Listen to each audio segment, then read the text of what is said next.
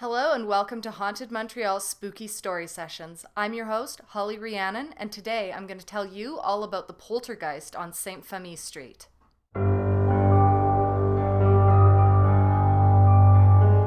Here at Haunted Montreal, we bring you ghost stories in both French and English every Saturday. Before we get into today's story, please remember to like, subscribe, and hit the bell button so you get notified every time we have a new tale to share. And hey, if you're already subscribed, welcome back and a big thank you. We're so happy to have you here. Now without further ado, let's get spooky.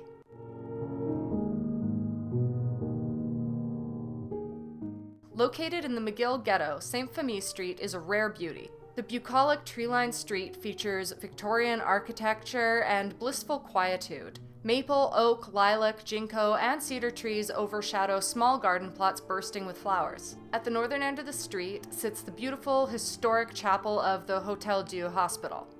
It almost seems like a utopian oasis, quaintly tucked into an urban environment. However, a paranormal mystery has long plagued this exquisite street. Since the summer of 1929, mysterious knots have been appearing in one of the homes, tying up curtains and bedsheets and the like. According to various reports, some residents blame the unsolved mystery on a poltergeist. Apparently, the poltergeist was first detected in 1929 on the section of Sainte-Famille Street located between Prince Arthur and Pine Avenue. With rumors swirling on the internet, there are many different versions of this tale. Some place the home on Prince Arthur Street, but more trusted sources have it located right on Sainte-Famille. So intriguing was the tale of the poltergeist to author Pat Hancock that in 2003, she decided to research and write a version of the story entitled Nightmare Knots. Written for Scholastic Books, this story is featured in Haunted Canada No. 1. In Hancock's version of the tale, a young family living on Sainte-Famille Street became distraught in 1929 when knots began appearing in their towels, curtains, and various other items in their home. Quoted, in sheets, pillowcases, tablecloths, and dish towels, in socks, shirts, dresses, and trousers. Before long, everything that could be knotted was tied into small, tight knots. The family was frantic, and unsure whether it was all the work of a practical joker or something more sinister. The parents began spying on the children and then on each other, but were unable to find any logical answer as to who was tying the cursed knots. Embarrassed and confused, they did not want the bizarre story to reach the general public. However, a journalist learned about the story and attempted to interview the parents, who insisted on complete anonymity in the final publication. At the end of their wits, the parents contacted religious authorities and asked for some priests to come and bless their home. 2 priests arrived from St. Patrick's Church and attempted to exorcise the spirit, but unfortunately they were unsuccessful. One family member told the journalist that the spiritualists who came there said that somebody must have cast a spell on the place, and as a last resort, the family finally called the cops. When the police arrived, they were perplexed and did not understand how the knots could have appeared. They searched the home, top to bottom, and interviewed all the members of the family separately. One officer thought he detected a foul odor in the basement, raising suspicions that a body had been buried there, which might have accounted for the haunted activity. Using spades and shovels, the police dug up as much of the basement as they could, but did not discover a decomposing corpse or anything else unusual. According to the author, the police then devised a plan. Officers left several handkerchiefs in one of the rooms and locked and sealed the door behind them. When they returned the following morning and broke the seal, they were baffled to find the handkerchiefs all tied up in knots. Next, the police separated family members again and asked them to tie things into knots. They then compared the knots tied by the family members with those found in the handkerchiefs in the room that they had sealed. Apparently, the police felt that the knots tied by the youngest daughter looked eerily similar to the ones discovered in the handkerchiefs and put the blame on her. They suggested she had probably tied them in a trance-like state and decided to close the investigation. The family members were perturbed because it was logically impossible for their daughter to have tied the knots because the room had been sealed. The family finally decided to move out. One member put their paranormal ordeal in perspective, saying that it was terrible. There were knots in everything. They added that they wouldn't live in the house again for $1 million. In Hancock's version of the story, the knots stopped appearing in the home after the police investigation. She wondered if a ghostly double of the young girl haunted the house for those few months in 1929. Others believe that the knots did not stop getting tied after 1929, but rather continued after the family had moved out.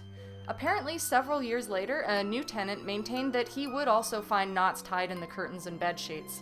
Furthermore, many versions of the tale blame the knot tying on a tormented poltergeist. The term poltergeist comes from two German words, polter, to make noise by throwing or tumbling around, and Geist, which means ghost or spirit. The literal translation of the term is therefore noisy ghost. While tying knots is generally not seen as a noisy activity, poltergeists are known to wreak all sorts of havoc, and it's unlikely one would disappear simply because of a questionable police investigation. According to Dr. John Ankerberg and Dr. John Weldon of the Ankerberg Theological Research Institute, poltergeists are commonly interpreted as troublesome ghosts which haunt houses, causing disturbances and a variety of problems for those who live there. Casual observers often see them as harmless and intriguing or entertaining spirits, while naturalists and materialists often view them as simple hallucinations. Before theorizing why a poltergeist might haunt one of the homes on Sainte-Famille Street, it's a good idea to explore the history of the area. During the era of New France, French colonists had originally named the plateau-like area at the southeastern foot of Mount Royal Mont Sainte-Famille. Sainte-Famille can be translated as Holy Family, and it was a popular name in ultra-Catholic New France because it refers to the Trinity of Saint Joseph, Mary, and the baby Jesus. Members of the Bassett family were the first people to own this land, and they cleared it for farming.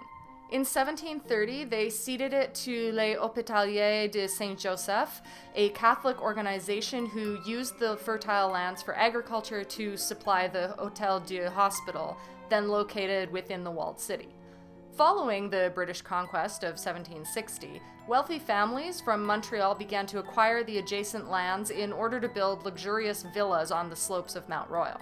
In the early 19th century, the city expanded towards the sloping terrace then called Côte-et-Baron, which was the southern boundary of the Mont Sainte-Famille area. Starting around 1840, large estates were subdivided and a few isolated houses were constructed, but the area remained sparsely built. Major urban development only began to appear in 1859 when Les Hôteliers de Saint-Joseph started building a new Hôtel-Dieu Hospital on their land located at Mont Sainte-Famille. The original Hôtel-Dieu Hospital was founded by Jean Mance in what is now Old Montreal on October 8, 1645. Unfortunately, the hospital was prone to catching fire in the dense neighborhood and burned down on 3 separate occasions. As it continued to grow in size, the hospital moved to its present site near Mount Royal in 1861. The fresh mountain air was seen as being ideal for recovering patients, and a beautiful healing garden was laid out behind the hospital. Not only did the living nuns and patients move to the new hospital on the mountain, but they took with them the remains of the deceased nuns who were transferred to the chapel's crypt of the new hospital at the end of Sainte-Famille Street. 178 nuns had died over the span of 2 centuries. However, only 23 coffins were needed to transport all of their dusty skeletal remains. Sainte-Famille Street was laid out in 1862 in the middle of the property and led directly to the chapel of the Hôtel-Dieu Hospital. Between 1862 and 1864, the religious order gave the city lands south of their hospital in order to open new streets to attract residents.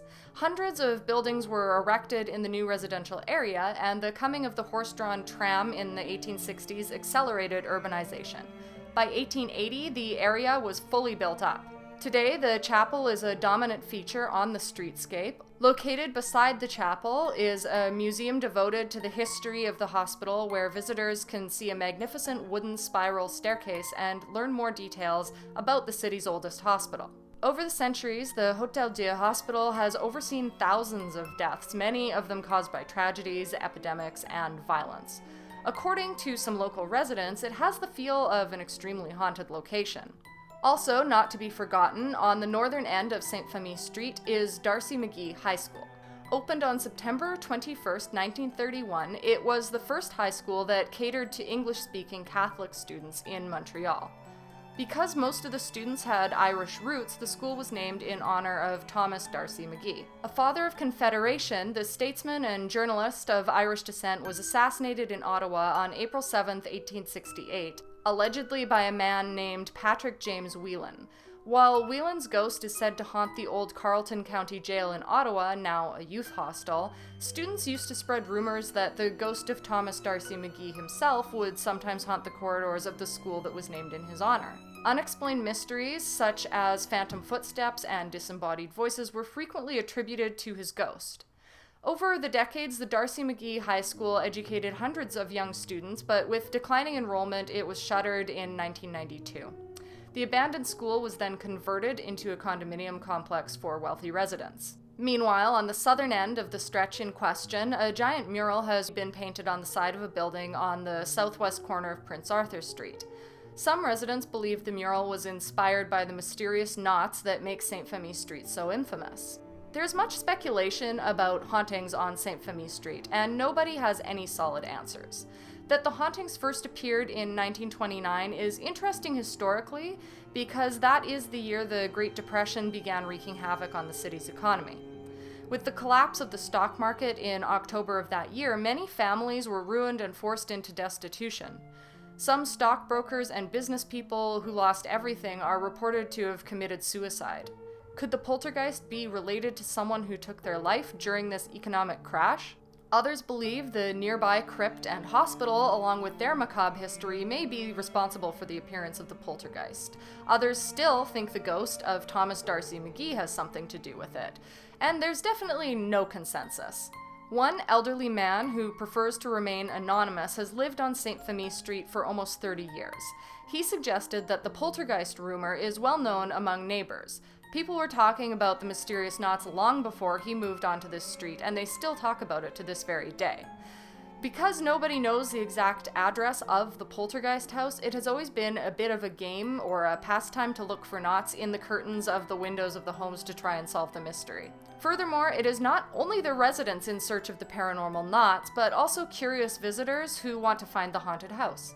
It's not uncommon for strangers to walk slowly up the street, scrutinizing buildings and peering into windows. The elderly gentleman added, "Long before Pokemon Go started irritating people, we have had to deal with endless peeping toms on our street in search of those cursed knots. Many of the residents are tired of it and replace their curtains with blinds or shutters." Indeed, wandering up and down Sainte-Famille Street reveals that most of the windows do not have curtains or drapes, but rather coverings which cannot be knotted, such as Venetian blinds or wooden shutters. Did the residents get fed up with curiosity seekers peering into the windows as suggested by the gentleman? Whatever the case, whether or not a poltergeist is still active on the street tying knots in one of the homes is a matter of pure speculation. There just isn't enough evidence at this time. Only one thing is certain. To this day, the nightmare knots of Sainte-Famille Street are one of the most puzzling and unsolved mysteries in Montreal's McGill Ghetto. Are you a Montreal resident or perhaps a tourist who has experienced something strange on this Montreal street? If so, we'd love to know. We always want to hear your theories about what's going on. Thank you so much for stopping by. If it's your first video, we hope you'll stick around for the next one. We post new stories in both French and English every Saturday. If you'd like to learn more about the organization founded by the talented Donovan King, it's all linked in the description down below, along with links to purchase tickets to in-person haunted storytelling tours. Remember to like, subscribe, and leave a comment. We'll have a new video out next Saturday, but until then, stay spooky.